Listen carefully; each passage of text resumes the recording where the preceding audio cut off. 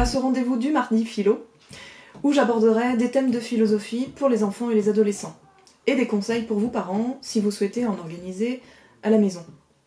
Je suis animatrice d'ateliers philo, j'ai été formée auprès de l'association SEV, Savoir-être et vivre ensemble, créée par Frédéric Lenoir, philosophe. L'objectif de ces rendez-vous mardi philo, c'est de vous apporter à vous parents des pistes de réflexion à développer en famille. Et c'est aussi l'occasion que je puisse m'adresser aux enfants et aux ados qui me regarderont, et pour leur proposer des pistes, des thèmes à développer. Moi, je vais donc être l'initiatrice de ces raisonnements et de ces questionnements. Les objectifs de ces ateliers philo pour les enfants et les ados sont multiples. Le premier objectif, le plus important, je dirais, c'est celui de penser par soi-même, pour lutter ainsi contre les préjugés, les a priori et les idées toutes faites. Deuxième objectif, ça peut être aussi de penser avec les autres. Je pense par moi-même, mais je pense avec les autres, pour construire ensemble un raisonnement, des idées, exprimer ses pensées. Cela veut aussi dire développer son écoute. Un autre objectif, et pas des moindres, c'est de développer son langage, s'exprimer à l'oral, enrichir son vocabulaire. Un objectif encore caché derrière tout cela, c'est l'objectif de citoyenneté.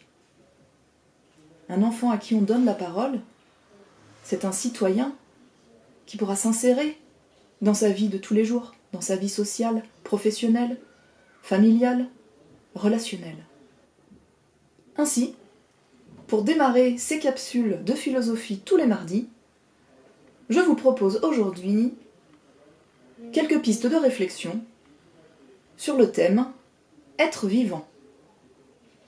C'est un thème que j'ai déjà travaillé en classe de CE1, avec des enfants qui avaient beaucoup de choses à dire sur ce thème. Vivant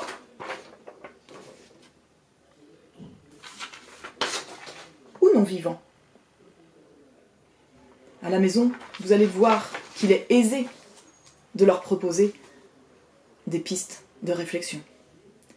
Mais il ne suffit pas de classer tel objet ou telle chose dans la catégorie vivant ou non vivant. Il est important aussi de les aider à développer leurs pensées, à développer leurs arguments. Pour cela, incitez-les à dire « je pense que » parce que. Le parce que, il a toute son importance, puisque ça va être une approche argumentative. Être vivant ou non vivant? À vous de concevoir chez vous des petites images à leur proposer. Pour ma part, j'ai découpé dans des magazines des images de ce style. Alors, vivant ou non vivant? Ou bien celle-ci? Vivant ou non vivant?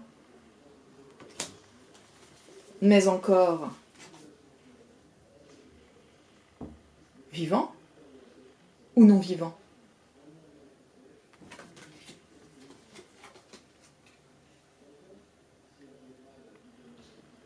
Même question.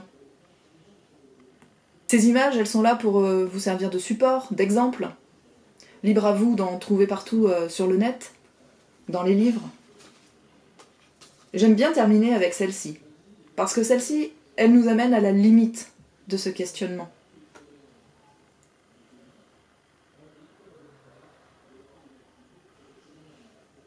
Vivant ou non vivant? Et pourquoi surtout?